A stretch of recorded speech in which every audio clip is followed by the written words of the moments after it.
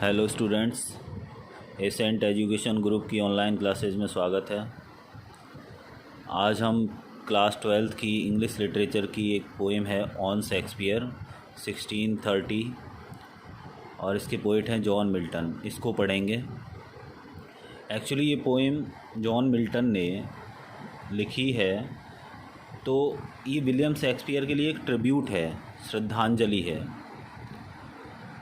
Poet कहते हैं कि शेक्सपियर जैसा कोई भी व्यक्ति जिसने अपने जीवन में कोई महान कार्य करके, जैसे शेक्सपियर ने साहित्य कार्य किया था, लिटरेरी वर्क्स किया था, तो अगर कोई व्यक्ति अपने जीवन में ऐसा महान कार्य कर जाता है जैसे शेक्सपियर ने साहित्यिक कार्य किया और वह महानता हासिल हो जाती है, तो उसको कमेमोरेट करने के लिए, स्मरण करने के लिए किसी भी कब्र, मकबरा, फिज़िकल मॉन्यूमेंट, भौतिक स्मारक, समाधि, पिरामिड, इनकी कोई आवश्यकता नहीं होती, क्योंकि वो उस महानता का सामना कर ही नहीं सकते, क्योंकि वो महानता लोगों के या रीडर्स के दिलो दिमाग में ऐसी बस गई है, वो स्थायी रूप से बस गई है। ये जितने भी भौतिक स्मारक होते हैं, कब्र होती हैं, मकबरा होते हैं, इनकी कोई गारंटी नहीं होती कि ये कब किस भूकंप में नष्ट हो जाएं, किसी भी प्राकृतिक आपदा में नष्ट हो जाएं या किसी भी मानवीय आपदा में नष्ट हो जाएं। लेकिन अगर कोई व्यक्ति किन्हीं लोगों के दिलों में अगर जगह बना लेता है, तो वो उसकी वह अमरता स्थायी रहती है और वह लंबे समय तक लोगों के दिलों में राज करता है। ऐसे ही विलियम शेक्सपियर ने अपने साहित्यिक कार्य से लोगों के दिलों में वो जगह बना ली है जिसको कोई भी नष्ट नहीं कर सकता। तो चलो पढ़ते हैं ये पोएम। फर्स्ट जो 4 लाइन्स हैं उनमें एक क्वेश्चन है, क्वेश्चन मार्क दिख रहा होगा आपको। क्या क्वेश्चन पूछते हैं John Milton? What needs my Shakespeare for his honoured bones, the labour of an age in piled stones, or that his hallowed relics should be hid under a starry pointing pyramid। Star के बाद जो Y है, starry बोलते हैं, starry pointing pyramid. और फिर question mark है। John Milton प्रश्न पूछते हैं कि क्या ज़रूरत है, व्हाट नीड्स माई शेक्सपियर, मेरे शेक्सपियर को क्या ज़रूरत है, फॉर हिज ऑनर्ड बोन्स, उसकी सम्मानित, बोन्स माने हड्डियाँ। तो जब शेक्सपियर का निधन हो जाता है तो उसके पश्चात ये जॉन मिल्टन श्रद्धांजलि देते हुए लिखते हैं कि मेरे शेक्सपियर को क्या आवश्यकता है, क्या नीड है, उसकी वह सम्मानित जो हड्डियां हैं उनको, the labour of an age in piled stones. इस सेकंड लाइन की क्या ज़रूरत है? अब सेकंड लाइन में क्या है? लेबर माने श्रम, ऑफ एन एज माने बहुत लंबे समय चला हुआ श्रम। तो ये मकबरा, कब्र, समाधि, पिरामिड बनाने में जितना समय लगता है, उस महान श्रम की क्या आवश्यकता है? इन पाइल्ड माने जो ढेर लगता है, पाइल माने ढेर होता है, पाइल्ड स्टोन्स माने पत्थर। तो पत्थरों के ऊपर पत्थर लगाकर जो स्मारक और कब्र, समाधि, मकबरा, पिरामिड ये जो बनाया जाता है, इनकी क्या आवश्यकता है? तो दोबारा पढ़ते हैं। What needs my Shakespeare for his honoured bones, कि मेरे शेक्सपियर को उसकी सम्मानित हड्डियों के लिए क्या आवश्यकता है कि इतने लंबे समय तक इतना महान कठिन श्रम किया जाए और तब जाकर पत्थरों का ढेर लगाकर उसके लिए कब्र या मकबरा बनाया जाए। थर्ड लाइन, और दैट इज़ हैलोड रेलिक्स, और इसकी क्या आवश्यकता है कि इस हैलोड माने होली, पवित्र, पवित्र, रेलिक्स माने अवशेष, शुड बी हिड, की उनको छुपाया जाए। तो मिस्र में बड़ी परंपरा थी कि मिस्र में जब राजा मरता था, राजा का कोई भी परिवारीजन, तो उसके रेलिक्स माने अवशेष, अवशेष कौन से? जिसने जो वो चीज़ें जो उसने अपने जीवन काल में यूज़ की हैं, कोई भी पोशाक, हथियार, है ना, तो ये सारी चीज़ें उसकी रेलिक्स होते हैं। तो शेक्सपियर की उन पवित्र रेलिक्स माने अवशेषों को क्या ज़रूरत है? छिपाने की, हिड, हाइड की थर्ड फॉर्म। तो उसको छिपाने की ज़रूरत क्या है? किसके नीचे? अंडर ए स्टारी पॉइंटिंग पिरामिड, एक ऐसे पिरामिड के नीचे। पिरामिड आप देख सकते हैं गूगल सर्च मारकर, अगर किसी को पिरामिड नहीं पता, मिस्र के पिरामिड, पत्थरों के ऊपर एक ट्रायंगल शेप में ऊपर की तरफ बहुत ऊंचा वो बनाते थे पिरामिड को। तो एक शेक्सपियर के उन पवित्र अवशेषों को क्या आवश्यकता है छिपाने की? स्टारी पॉइंटिंग माने बहुत ज़्यादा ऊंचा, जो तारों को छूता हुआ या तारों की तरफ इशारा करता हुआ प्रतीत होता है, ऐसे पिरामिड के नीचे उनके पवित्र अवशेषों को क्या छिपाने की आवश्यकता है? तो ये क्वेश्चन है यहाँ पर। दोबारा पढ़ते हैं ये क्वेश्चन क्या है कि what needs my Shakespeare for his honoured bones, मेरे शेक्सपियर को उसकी सम्मानित हड्डियों के लिए क्या आवश्यकता है? The labour of an age in piled stones, कि इस युगों लंबे या बहुत समय लंबे कठिन श्रम द्वारा इन पत्थरों के ढेरों की क्या आवश्यकता है? पत्थरों का जो ढेर लगा दिए जाते हैं स्मारक बनाने के लिए, मकबरा बनाने के लिए, कब्र या समाधि बनाने के लिए, उनकी क्या आवश्यकता है? थर्ड लाइन में कहता है कवि, और that is haloed relic should be hid, कि क्या आवश्यकता है कि उसके हेलोड माने पवित्र अवशेषों को छिपाने की क्या आवश्यकता है? Hid under starry pointing pyramid, एक अत्यधिक ऊंचे पिरामिड के नीचे उनको छुपाने की क्या आवश्यकता है? जैसे मिस्र में छुपाया जाता था, ऐसे ही शेक्सपियर के उन पवित्र अवशेषों को, उनकी कृतियों को क्या छुपाने की आवश्यकता है इतने ऊंचे पिरामिड के नीचे? ये 4 लाइन क्वेश्चन हो गए। इसके बाद जितनी भी लाइन हैं वो स्वयं जॉन मिल्टन शेक्सपियर से कहते हैं। पहली 2 लाइन तो क्वेश्चन हैं खुद शेक्सपियर से, तो यहाँ पर खुद शेक्सपियर को संबोधित करते हुए जॉन मिल्टन कहते हैं, dear son of memory, M capital है तो पर्सनिफिकेशन कर दिया गया है कि डियर सन ऑफ मेमोरी, हे याद के पुत्र, हे याददाश्त के, हे मेमोरी के son, great heir of fame, hair नहीं बोलते एयर बोलते हैं, उत्तराधिकारी, महान उत्तराधिकारी, फेम माने प्रसिद्धि। कि जॉन मिल्टन खुद शेक्सपियर से प्रश्न पूछते हैं कि डियर सन ऑफ मेमोरी, याद के प्रिय पुत्र, ग्रेट एयर ऑफ फेम, महान उत्तराधिकारी किसके? प्रसिद्धि के, what needest thou such weak witness of thy name, क्या आवश्यकता है? दाउ माने यू, तुमको, सच वीक ऐसे, वीक माने कमज़ोर, विटनेस माने गवाह, ऑफ दाई नेम तुम्हारे नाम के लिए। तो यहाँ पर वीक विटनेस किसको कहा गया है? जो भी मकबरा, समाधि, कब्र, पिरामिड, ये सब वीक विटनेस कहा गया है, क्योंकि मैंने पहले ही बताया आपको कि ये समय के साथ किसी भी प्राकृतिक या मानवीय आपदा के द्वारा नष्ट किए जा सकते हैं, नष्ट हो सकते हैं। कोई भी भूकंप इन्हें नष्ट कर सकता है, तो इन्हें वीक विटनेस कहा गया है, क्योंकि ये बहुत कम समय, 200 साल, 500 साल, 1000 साल, बस इतने ही रहते हैं, तो वीक विटनेस कहा गया है। तो यहाँ पर शेक्सपियर से ही पूछते हैं प्रश्न जॉन मिल्टन कि अरे याद के प्यारे पुत्र और प्रसिद्धि के महान उत्तराधिकारी। अब प्रसिद्धि का महान उत्तराधिकारी क्यों हैं? क्योंकि वो इतने ज़्यादा प्रसिद्ध हो चुके हैं अपने कार्यों से, साहित्यिक कार्यों से, कि मतलब वो महान उत्तराधिकारी कहते हैं उनको। What needest thou such weak witness of thy name, आपको क्या आवश्यकता है इतने कमज़ोर गवाहों की आपके नाम के लिए? आपके नाम के लिए इतने कमज़ोर गवाहों की आवश्यकता ही क्या है? तो ये शेक्सपियर से खुद क्वेश्चन करते हैं। फिर विलियम शेक्सपियर को कुछ बताते हैं कि आपको इनकी आवश्यकता क्यों नहीं है। दाउ इन अवर वंडर एंड एस्टोनिशमेंट, कि तुमने, दाउ यू, इन अवर वंडर,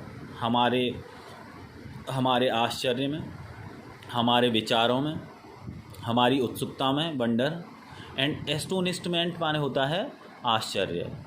तो हमारे उत्सुकता में और हमारे आश्चर्य में तुमने क्या किया है? Has built thy self a live long monument, तुमने क्या कर दिया है? हैस्ट एक आर्केक लैंग्वेज है, ये आर्केक लैंग्वेज आपको दिख रही है यहाँ पर, और हेलोड भी एक आर्केक लैंग्वेज है जो अब नहीं रही, जो अब चलती नहीं है, obsolete. Heist built thy self a live long monument, तो हैस्ट पढ़ते हैं हैज़ की तरह, कि तुमने क्या किया है? हमारी उत्सुकता में और हमारे आश्चर्य में हैज़ बिल्ट, निर्माण कर दिया है, thy self a live long monument, तुम्हारे लिए एक लिव लॉन्ग माने सदा ही जीवित रहने वाला, मॉन्यूमेंट माने स्मारक। तो तुम्हें इन कमज़ोर गवाहों की कोई आवश्यकता नहीं है तुम्हारे महान नाम के लिए। तुमने तो स्वयं हमारी उत्सुकता में और हमारे आश्चर्य में स्वयं निर्मित कर दिया एक लिव लॉन्ग मॉन्यूमेंट, यानी सदा ही रहने वाला स्मारक। फॉर वाइल्ड्स to the shame of slow endeavouring art thy easy numbers flow and that each heart. यहाँ से बढ़ते हैं, फॉर वाइल्ड्स to the shame of slow endeavouring art. तो जॉन मिल्टन कहते हैं कि जब, while to the shame of slow endeavouring art, कि जब लज्जा आती है, शर्म आती है, स्लो एंडिवरिंग आर्ट, स्लो माने धीमी, एंडिवरिंग माने कठिन परिश्रम से युक्त कला की, कि यहाँ पर एक वो बताते हैं जॉन मिल्टन कि अन्य कवि क्या करते हैं, बड़ी धीमी और कठिन परिश्रम से कला का निर्माण करते हैं, क्योंकि उन्हें प्रसिद्धि भी धीमे धीमे मिलती है। ठीक है, तो वो एक तुलना कर रहे हैं कि देखो, एक तरफ तो अन्य कवियों की स्लो माने धीमी, एंडिवरिंग माने कठिन परिश्रम से युक्त कला है जिस पर लज्जा आती है। इसके विपरीत दाई माने योर ईजी नंबर्स फ्लो। यहाँ पर ईजी नंबर्स माने जो भी शेक्सपियर की रचनाएं हैं उनको कहा गया है। ईजी नंबर्स आसान समझ में आने वाली, आसानी से लोगों के दिलो दिमाग में बैठ जाने वाली, तो योर ईजी नंबर्स फ्लो। और दूसरी तरफ इसकी तुलना में आपके आसानी से समझ में आने वाली, आसानी से दिल में जगह बना लेने वाली जो कविताएं हैं, जो साहित्यिक रचनाएं हैं, वो जब बहती हैं, एंड दैट ईच हर्ट, तो प्रत्येक व्यक्ति का दिल जो आपको पढ़ता है, जो आपकी साहित्यिक रचनाओं को पढ़ता है, तो प्रत्येक व्यक्ति का दिल हैथ को हैव पढ़ेंगे, have from the leaves of thy unvalued book. हर एक व्यक्ति के दिल में हैव माने रखता है, from the leaves of thy unvalued book. Unvalued माने जिसकी कोई कीमत लगा ही नहीं सकते, बेशकीमती पुस्तकों की। लीव्स माने पत्तियां होती हैं, तो बेशकीमती पुस्तकों की पत्तियां क्या हुई, पत्तियां हुई उनकी वो लाइन्स, उनकी वो ऐसी पंक्तियां जो कभी भी लोगों को भूल नहीं पाते, ऐसी पंक्तियों को वो लीव्स कह रहा है। कि एक तरफ तो ऐसी कला है जो बहुत ही धीमी और बहुत ही कठिन परिश्रम से युक्त है जिस पर लज्जा आती है, दूसरी तरफ आपकी आसान और सरल भाषा से लिखी गई वो साहित्यिक रचनाएं हैं जो जब बहती हैं, फ्लो माने बहती हैं, यानी जब लोग उन्हें पढ़ते हैं, एंड दैट ईच हर्ट, तो प्रत्येक व्यक्ति के दिल में है from the leaves of thy unvalued book, तुम्हारी बेशकीमती पुस्तकों की वो पंक्तियाँ, वो यादें रह जाती हैं। Have those Delphic lines with deep impression took. अब यहाँ पर डेल्फिक को समझिए।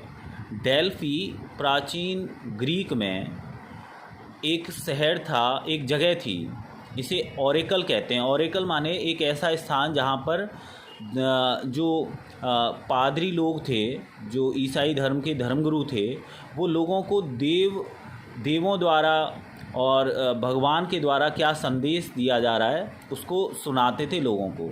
तो भविष्यवाणी मान लो, देववाणी मान लो, तो वहाँ पर प्रवचन चलते थे, सत्संग चलते थे, और वो धर्मगुरु लोगों को बताते थे कि देवों की क्या इच्छा है, देव क्या चाहते हैं। तो डेल्फी वो पवित्र क्या है, वह स्थान है।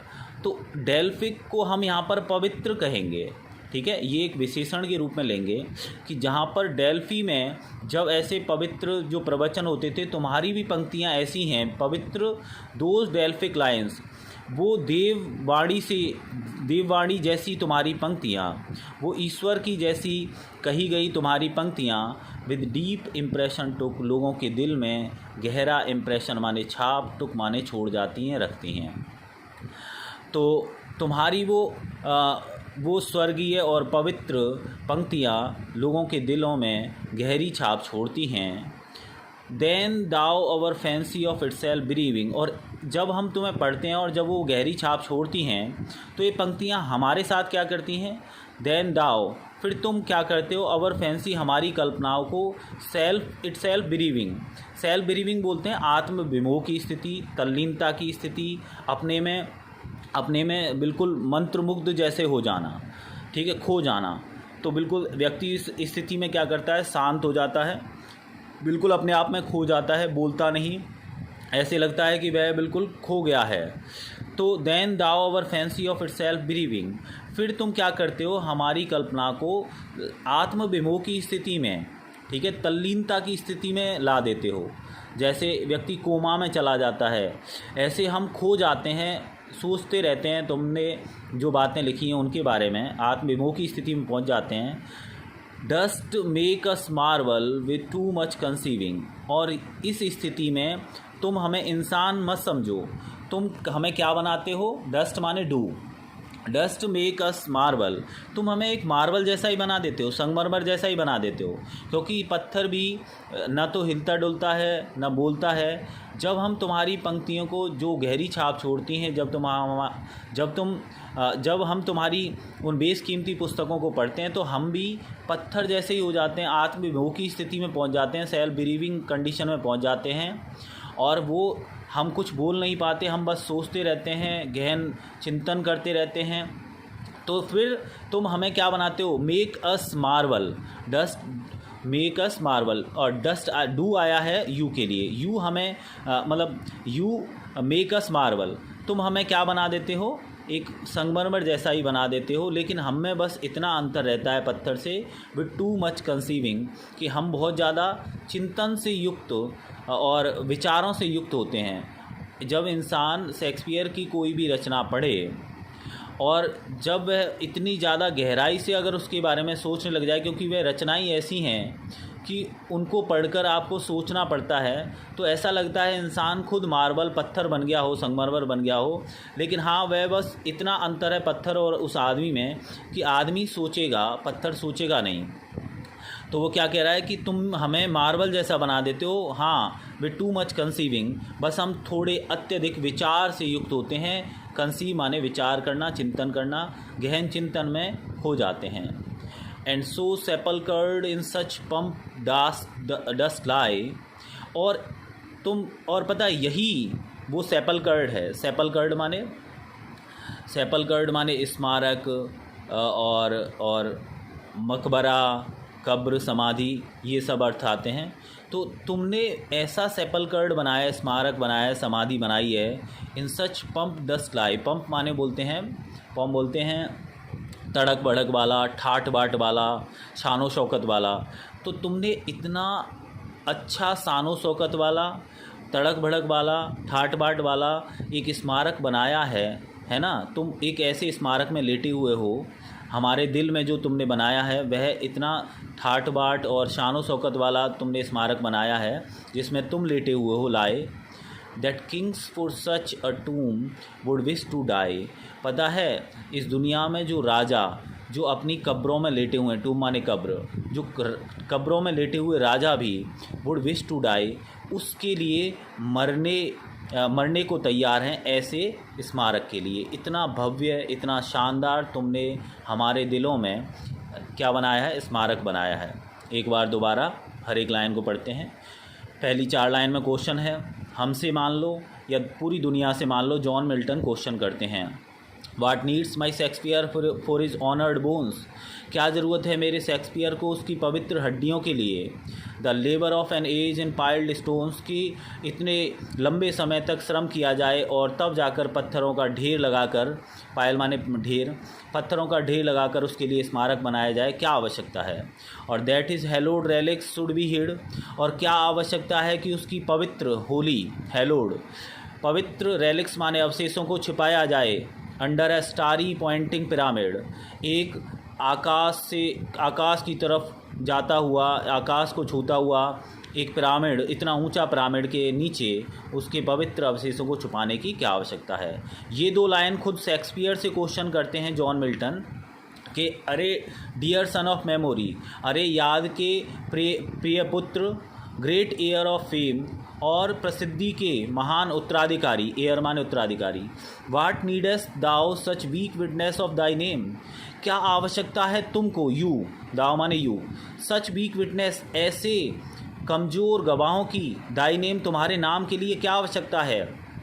अब क्यों आवश्यकता नहीं है, इन लाइन में बता रखा है शेक्सपियर को कि तुमने तो, दाओ माने यू, तुमने तो हमारे उत्सुकता में और हमारे आश्चर्य में has built thy self a live long monument, तुमने तो हमारी आश्चर्य उत्सुकता में बिल्ट माने निर्माण कर दिया है अपने लिए, दाई सेल्फ माने अपने लिए, अ लिव लॉन्ग मॉन्यूमेंट एक सदा ही रहने वाला, एक कभी ख़त्म ना होने वाला, सदा ही रहने वाला स्मारक बना दिया है। फॉर वाइल्ड्स to the shame of slow endeavouring art, और यहाँ पर तुलना की गई है कि तुम्हारी कला और तुम्हारे साहित्य में और अन्य कवियों के साहित्य में क्या अंतर है।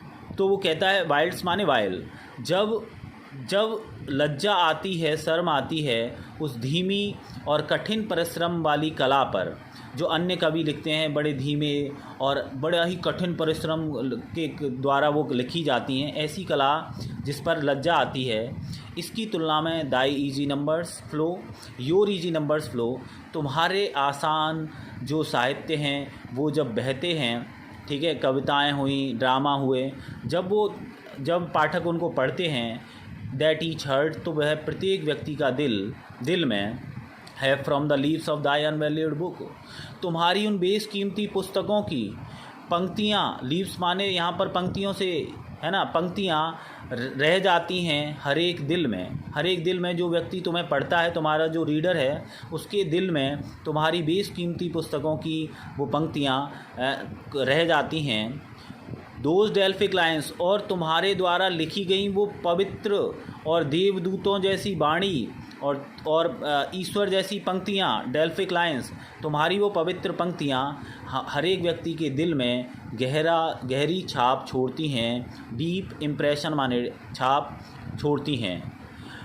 देन दाओ, और जब हम तुम्हारी इन पंक्तियों को पढ़ते हैं, तुम्हारी रचनाओं को पढ़ते हैं जो हमारे ऊपर गहरी छाप छोड़ती हैं, तो तुम क्या करते हो, then thou you our fancy of itself believing, हमारी कल्पना को इट्स सेल्फ बिलीविंग माने आत्मविमोह की स्थिति में, तल्लीनता की स्थिति में, बेहोशी की स्थिति में ले जाते हो, ठीक है, आत्मविमोह की स्थिति में ले जाते हो, और फिर हम ऐसे लगते हैं कि हम इंसान हैं ही नहीं, क्योंकि हम तो तुम्हारी उन पंक्तियों के बारे में सोचते रहते हैं। डस्ट मेक अस मार्वल, वो पंक्तियाँ हमें क्या बनाती हैं, then you do make us marble, तो तुम हमें पत्थर जैसा ही, संगमरमर जैसा ही बना देते हो, मार्बल जैसा ही बना देते हो। विद टू मच कंसीविंग, बहुत ज़्यादा सोचने के कारण हम पत्थर जैसे ही लगते हैं, विचार करने के, कंसीव माने चिंतन करना, विचार करना, गहन मंथन करना। तो जब इंसान शेक्सपियर की पुस्तकों को पढ़ता है तो वह बहुत ज़्यादा सोचने लग जाता है, विचार करने लग जाता है, क्योंकि वो पंक्तियाँ हैं ही इतनी गूढ़ अर्थ वाली, तो वो पत्थर जैसा ही लगता है, क्योंकि इंसान तो वो होता है जो मूव करता है, जो कुछ क्रिया करता है, लेकिन शेक्सपियर को पढ़ने के बाद व्यक्ति चिंतन करने लगता है तो वह संगमरमर जैसा ही लगता है। और जब संगमरमर जैसा लगता है तो वही संगमरमर को जॉन मिल्टन विलियम शेक्सपियर का मकबरा बता रहे हैं, समाधि बता रहे हैं, जो लोगों के दिल में बना हुआ है। And so sepulchred in such pomp dost lie, और इस पॉम्प माने भव्य, शान शौकत वाला, ठाट बाट वाला, यह भव्य, सेपल्कर्ड बोलते हैं स्मारक, समाधि, तो तुम ऐसी भव्य समाधि में, ऐसी शानदार और ऐसी ठाट बाट वाली समाधि में लाई माने लेटे हुए हो, और इस समाधि के लिए, इस स्मारक के लिए तो the kings for such a tomb would wish to die, वो राजा जो अपनी कब्रों में हैं, टूम माने कब्र, वो भी मरते हैं ऐसे स्मारक के लिए कि काश ऐसा स्मारक हमारे लिए हो, लोगों के दिल में हमारा स्मारक बने, न कि बाहर भौतिक कोई भी स्मारक बनाया जाए उनके लिए।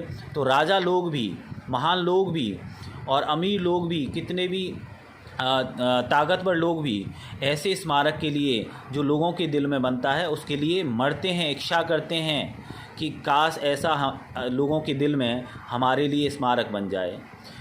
तो ये पोएम है, ये विलियम शेक्सपियर के लिए श्रद्धांजलि देने के लिए लिखी है। इसमें जॉन मिल्टन ने आपको पता ही है क्या बताया है।